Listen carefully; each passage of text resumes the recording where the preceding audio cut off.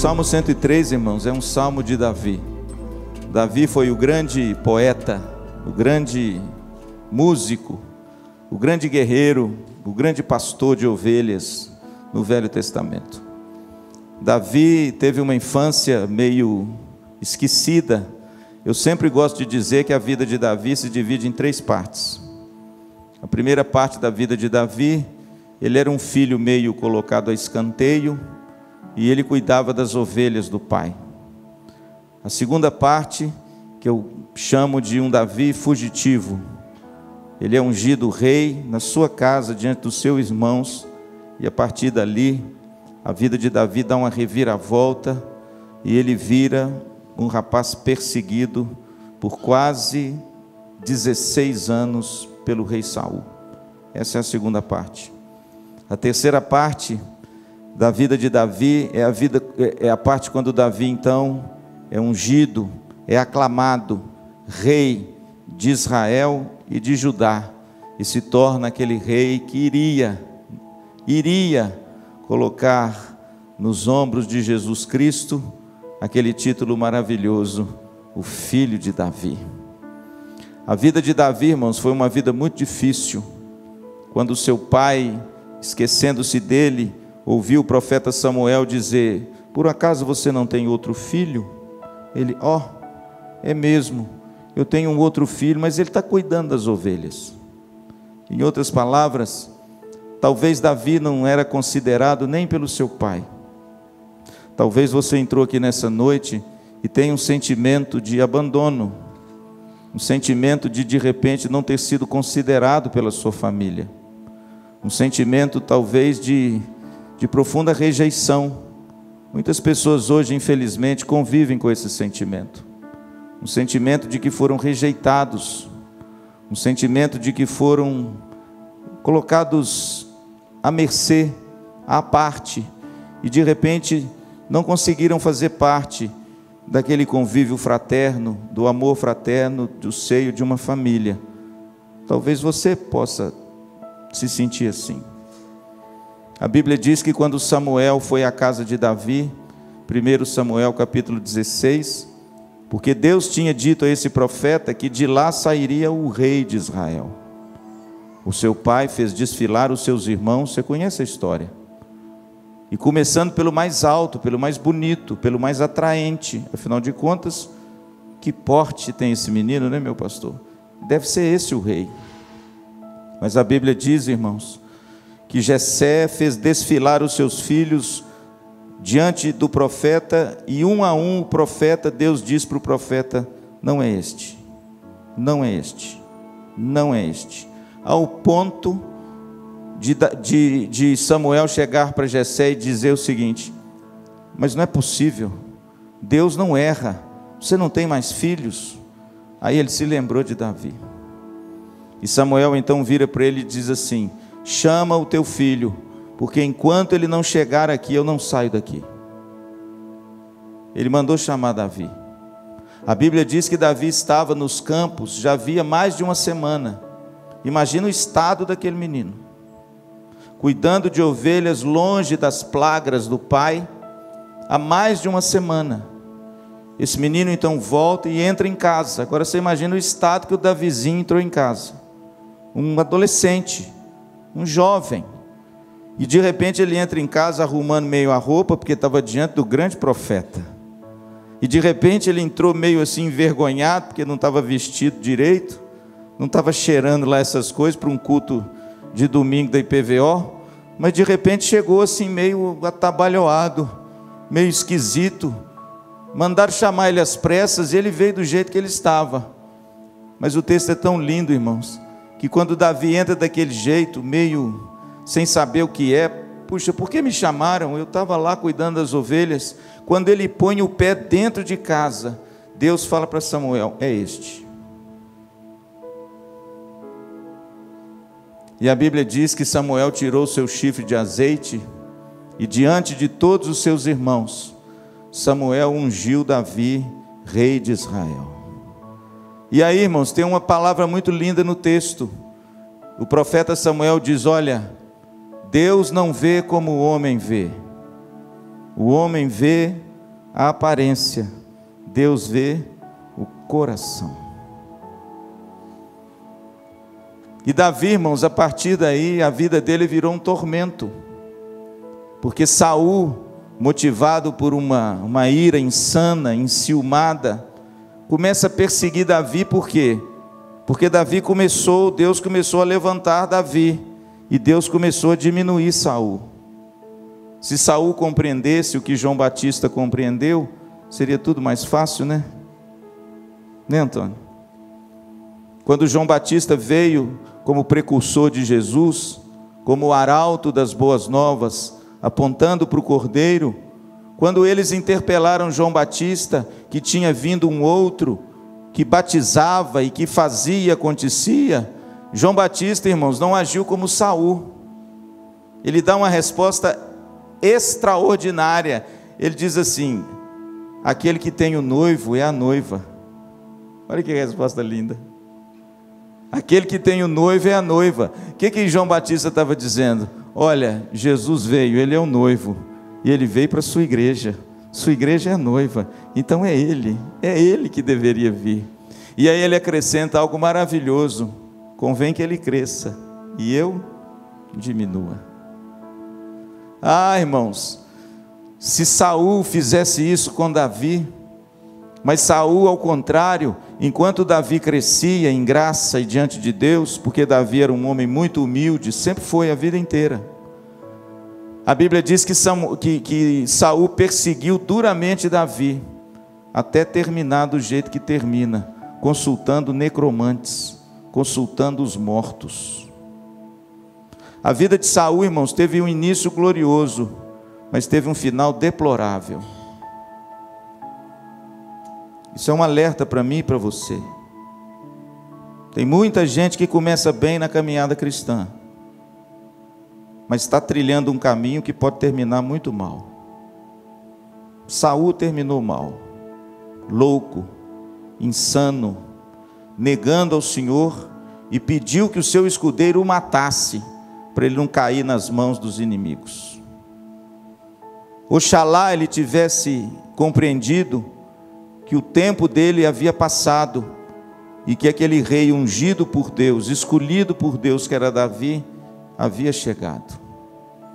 A Bíblia diz que Davi, aos 30 anos, na idade que Jesus Cristo foi batizado, porque 30 anos era a idade bíblica, onde os profetas, os reis e os sacerdotes eram ungidos para iniciar o seu ministério. E aconteceu isso com Davi, aconteceu isso com Jesus. E Davi, então, irmãos, ele foi um rei segundo o coração de Deus. Aliás, o único homem na Bíblia que a Bíblia diz que era um homem segundo o coração de Deus. Pastor, porque não tinha erro? Porque não tinha pecado? Porque era perfeito?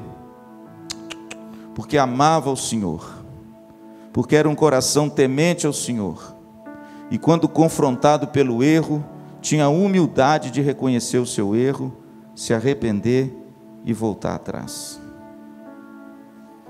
A vida de Davi, irmãos, é um primor. Quando ele era perseguido por Saul, ele nunca usou a graça de Deus e nem as bênçãos de Deus para ferir e machucar ninguém, nem Saul.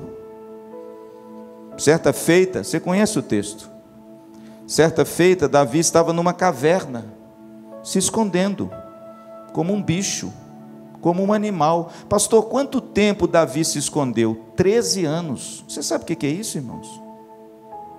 Você sabe o que é passar 13 anos da sua vida fugindo de um rei com um exército insano atrás de você? Davi poderia dizer assim: que Deus é esse que me escolheu para isso? Você já pensou nisso?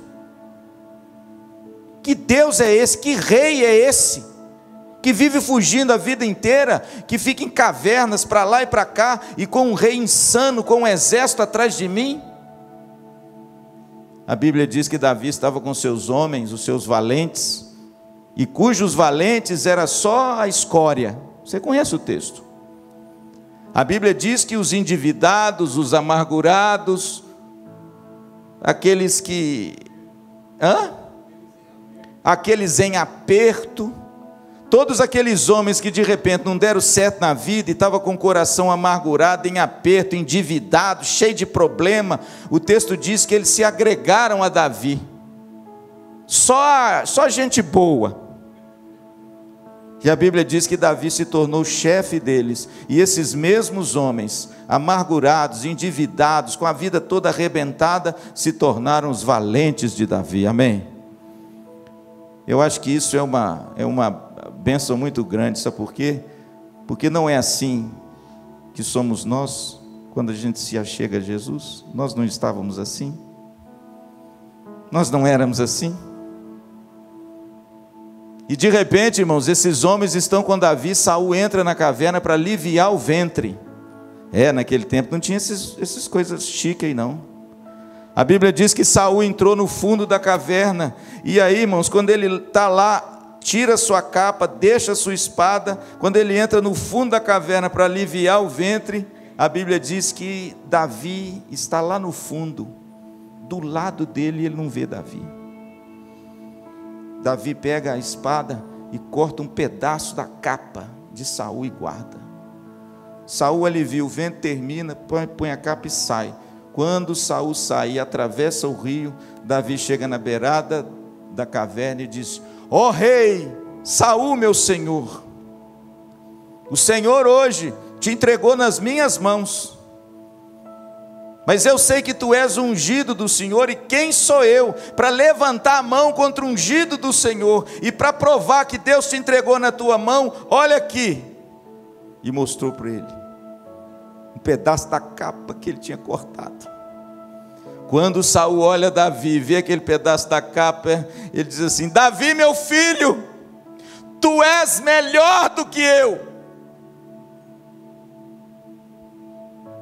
Aí você vê por que Davi foi o rei. Ele não pagava o mal com o mal. Ele era um homem que respeitava aquilo que o próprio Deus tinha posto. E ele diz: quem sou eu para levantar a mão para o meu rei, o ungido do Senhor? Longe de mim fazer tal coisa. Um homem que podia, irmãos, matar o rei Saul, estava nas mãos dele. Mas ele entendeu que ele não podia fazer isso. O interessante, se você ler esse texto, você vai ver que nesse episódio, Saul diz algo maravilhoso: meu filho, agora eu reconheço que Israel nas tuas mãos prosperará. Davi, irmãos, foi o profeta inspirado, o poeta inspirado. A maioria dos salmos que você tem na sua Bíblia, foi Davi quem escreveu. A grande maioria do que hoje nós cantamos, fazemos as nossas devocionais, foram escritos pela pena de Davi. Davi tangia sua harpa, escrevia os seus salmos, cantava belas canções ao Senhor, e o Espírito Santo descia sobre as pessoas. Ele era um homem ungido, ele era um homem que amava o Senhor, e que nas vigílias da noite, ele buscava de forma intensa a presença de Deus, principalmente naqueles momentos de solidão e de perseguição que ele enfrentou. Pastor, por que o senhor entende que o Salmo 103 tem um gostinho peculiar? Por causa do contexto do Salmo 103. Deixa eu ler com vocês apenas o versículo 1 ao versículo 5. Olha o que Davi escreve: bendize, ó minha alma, ao Senhor, e tudo que há em mim bendiga o teu santo nome. Bendize, ó minha alma, ao Senhor, e não te esqueças de nenhum só de seus benefícios.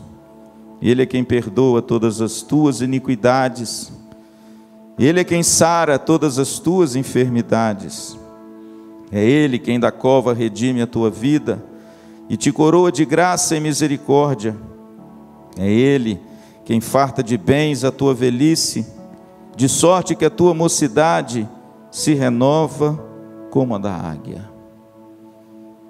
Eu fico maravilhado, irmãos, porque um homem vivendo um período de extrema dificuldade, com os inimigos ao seu encalço, vivendo fugitivo de caverna em caverna, vivendo sobressaltado, porque um rei insano com seu exército está ao seu encalço aonde quer que ele vá. Um homem que talvez poderia muito bem esmurecer na sua fé. Por quê? Porque a vida para Davi era uma vida cheia de percalços e espinhos. Certa feita, Davi escreveu no Salmo que quando ele deitava, ele encharcava o seu travesseiro de lágrimas. Mas ele escreveu também que o choro pode durar a noite inteira, mas a alegria vem pela manhã. Davi, irmãos, escreveu o Salmo 103 num dos períodos mais difíceis da sua vida. E o que eu acho bonito, irmãos, no Salmo 103, porque o Salmo 103 mostra um coração profundamente agradecido. Nós temos muitas dificuldades de lembrar de coisas boas que Deus fez, e muita facilidade de lembrar de coisas ruins que nós passamos. Se você der uma olhada na história do povo de Israel, reiteradamente Deus alerta e incentiva a mim e a você a se lembrar das coisas. Você quer ver uma coisa? Quando Josué passou o Jordão a pé seco, numa miniatura daquilo que Moisés fez no Sinai, antes de chegar no Sinai, no Mar Morto, a Bíblia diz que quando Deus abriu as águas, quando o sacerdote pisou com a arca, eles passaram a pé enxuto, mas quando eles chegaram do outro lado, Deus chamou Josué e disse assim: Josué, ajunte 12 pedras, faça um altar, para que você, os seus filhos e os filhos de seus filhos e toda geração que virá se lembre do que o Senhor fez por vocês.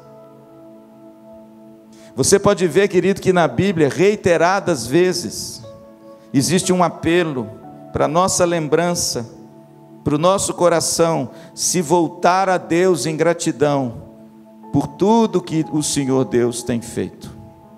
Lembra de Elias? Elias enfrentando os profetas de Baal em 1 Reis capítulo 17, o texto diz que Elias sobe no Carmelo e os 400 profetas começam a se ferir com facas, invocando o nome de Baal, desde o meio-dia até a tardezinha e nada. Elias então chega e ele faz uma coisa simples, mas cheia de significado.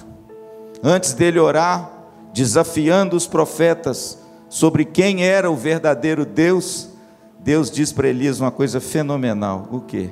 Ajunte 12 pedras. Essas pedras são as 12 tribos de Israel. Pastor, por que Deus, antes dele orar para ele descer fogo do céu, mandou Elias ajuntar as pedras? Porque a nação de Israel estava dividida, apostatada, cada um buscava o seu próprio interesse, o povo estava disperso, e a bênção de Deus não acontece quando não há comunhão. A Bíblia diz que Elias ajuntou as 12 pedras e disse: Israel é o teu nome. Pastor, o que significa isso? Lembre-se quem você é. Lembre-se quem você é. A sua identidade. Lembre-se que você é o Israel de Deus. Lembre-se quem você era. Lembre-se como Deus chamou você. E lembre-se o que Deus fez na sua vida. Elias, ajunte as 12 pedras, porque Israel é o teu nome.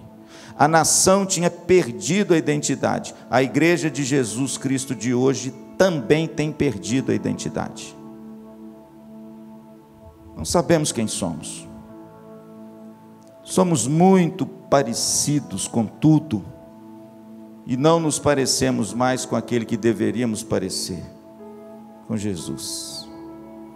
Quando Elias orou, a Bíblia diz que caiu fogo do céu, mas de forma tão intensa, que toda a água que Deus mandou colocar em redor do altar, e ao redor das pedras, e encheu de água, a Bíblia diz que aquele fogo lambeu as águas, e secaram todas aquelas águas, para demonstrar o poder de Deus. Quando isso aconteceu, o povo a uma só voz gritou: só o Senhor é Deus, só o Senhor é Deus. E aí vem Davi, irmãos, e nos ensina uma grande lição. Bendize, ó minha alma, ao Senhor, e tudo que há em mim, bendiga o teu santo nome. Bendize, ó minha alma, ao Senhor, e não te esqueças de nenhum só dos teus benefícios. A ceia do Senhor também, meu pastor, a semelhança das pedras de Josué, a semelhança das pedras de Elias, também é um memorial à lembrança. Veja, querido, que no Velho Testamento e no Novo Testamento a toada é a mesma. A exortação da palavra é a mesma. Qual é, pastor? Se lembre de coisas boas que Deus fez para você. Não deixe que o seu coração fique entulhado com as amargas e as amarguras do passado. Não deixe que a sua vida fique presa num fato lá atrás, que de repente ficou meio mal resolvido, e você está trazendo essa amargura até hoje, e não consegue avançar de jeito nenhum, porque a sua mente, o seu coração está preso em alguma coisa que aconteceu lá atrás, e você não consegue esquecer. Pastor, qual é a solução para esse negócio? Está aqui. Bendize, ó minha alma, ao Senhor. Diga para a sua alma: pare de viver do passado e de coisas ruins que aconteceram no passado, e se lembre das coisas boas que Deus tem feito. Bendize, ó minha alma, ao Senhor. Essa alma que teima em lembrar das coisas ruins, mas que eu preciso dar a ela uma ordem, para que ela se lembre dos benefícios do Senhor. E é isso que deve povoar, irmãos, o nosso coração, para que o nosso culto seja uma expressão de gratidão. Amém? Não te esqueças de nenhum só dos teus benefícios. Deixa eu te fazer uma pergunta nessa noite. Um só benefício do Senhor, você se lembra? Ah, mas é claro, são muitos os benefícios. Então, meu amado, viva intensamente celebrando, se alegrando nesses benefícios, porque certamente o Senhor tem muito mais para você, se o seu coração for um coração grato, e se você celebra essas coisas boas que tem feito Deus a você. Jesus ajuntou os seus discípulos na última ceia, e ele diz exatamente isso: fazer isso em memória de mim. Pastor, o que Jesus quer comigo e com você? Se lembre de mim. Se lembre de mim. A gente se lembra de tanta coisa ruim, né? Lembre-se de mim. Lembre-se do que eu fiz. Lembre-se de tudo aquilo que eu vivi e ensinei. Lembre-se do meu sacrifício. Lembre-se da minha ressurreição. Fazer isso em memória de mim. Certamente, querido, nós temos muitos benefícios, e eu termino. O Salmo não elenca nenhum benefício material, eu sinto te dizer. Talvez pelo fato de você ser um escolhido de Deus, não vai dar para você uma casa nova. Talvez vai tirar até a que você tem. Talvez o fato de você ter um encontro com Cristo e Ele ter te beneficiado, talvez esse benefício não seja bem aquele que você desejava. Porque quando você olha quais são os benefícios que Davi proclamava na época mais escura da sua vida, e eu já fico espantado, como é que um homem perseguido do jeito que ele perseguia, conseguia lembrar dos benefícios de Deus? Para mim é um exemplo e um incentivo. E aí, quando eu olho aqui, irmãos, eu vejo que todos eles são benefícios espirituais, entende? Numa sociedade que faz uma barganha, ou pelo menos tem feito uma barganha tão mesquinha com Deus, tipo: se o Senhor fizer isso, eu faço isso. Se o Senhor me der isso, eu fico aqui. Se o Senhor não fizer, eu vou para outra.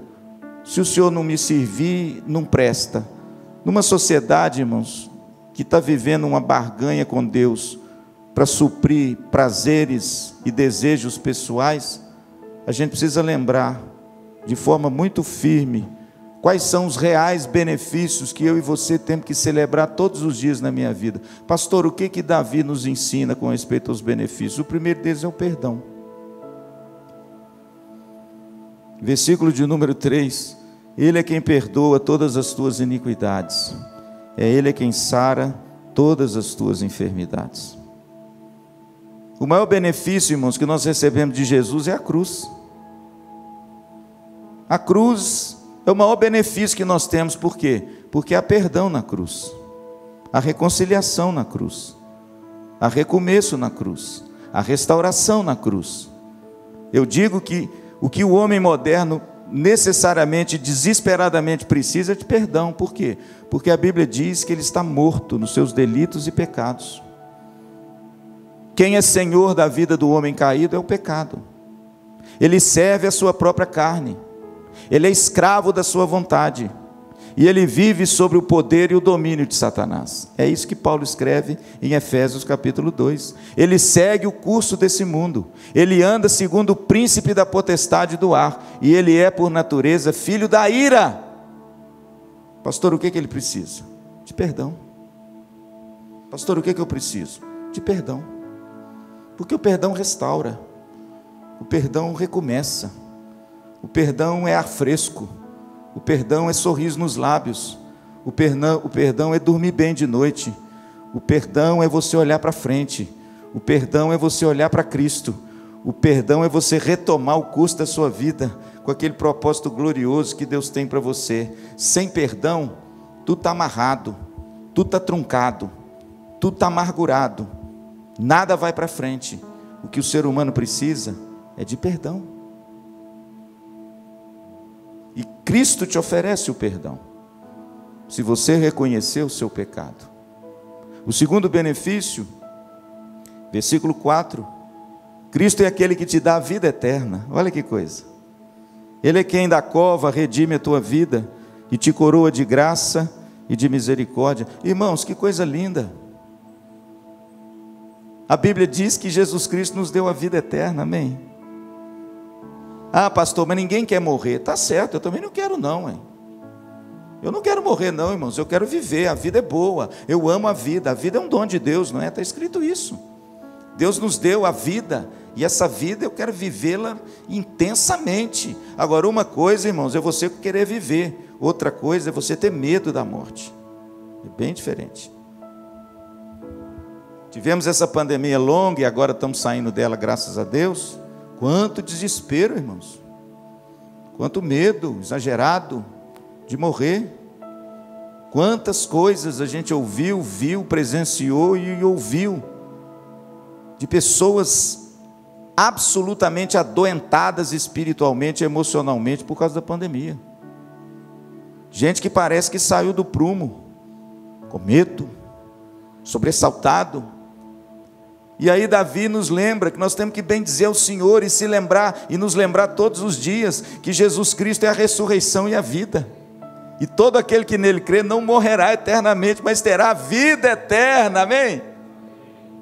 Que coisa gloriosa, irmãos. Que bênção extraordinária.